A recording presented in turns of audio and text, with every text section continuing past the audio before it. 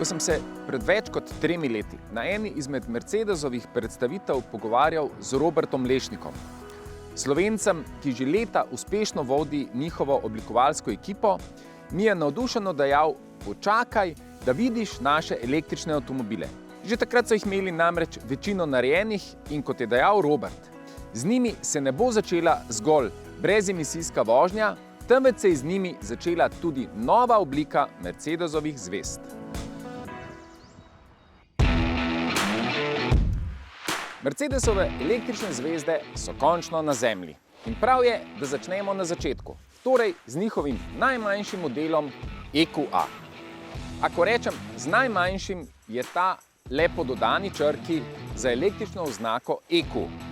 Električni A namreč v dolžino meri skoraj 4,5 metra.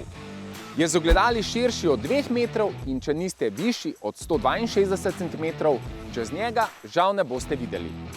In ja, tudi brez potnikov tehta več kot 2 toni. Vseeno pri Mercedesu pravijo, da je takoj prepoznavni član družine EQ, za kar imajo zasluge značilna črna maska, modri elementi v žarometih in s svetlobnim LED trakom povezani zadnji luči. A če šele vstopamo v dobo, ko bodo električni avtomobili med seboj tekmovali tudi po obliki, je notranjost Mercedesa EQA že tam, kjer bi večina proizvajalcev želela biti. V notranjosti EQA-ja se ne počuti dobro zgolj voznik, ampak tudi sopotniki, ki imajo dovolj prostora, ne glede na to, kje sedijo. Voznik pa ima pred seboj vse, kar potrebuje. Odličen volanski obroč, razumljivo razporejena stikala, s katerimi lahko upravljamo večino opravil in funkcij, ter osrednji zaslon, ki je bil eden boljših že v klasičnih Mercedesovih avtomobilih. Enota MBUX je odzivna na naše kretnje, glasovno upravljanje in seveda na dotike. Še bolj pomembno pa je to, da se enota nenehno uči in prilagaja voznikovim željam in potrebam. Električni motor ponuja 140 kW, kar zadostuje, da EQA z mesta do 100 km/h pospeši v 8,9 sekunde, največja hitrost pa je elektronsko omejena na 160 km/h. A bolj kot podatki o zmogljivostih so za večino uporabnikov pomembni podatki baterije.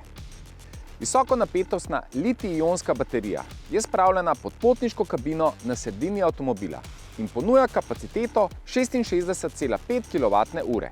V idealnih pogojih lahko to zadostuje za doseg do 415 km, seveda pa je to odvisno tudi od zunanjih temperatur. Po zimi temperature pod lediščem krepko zarežejo v zmogljivost baterije, zato je doseg prej dobrih 300 kot pa 400 km.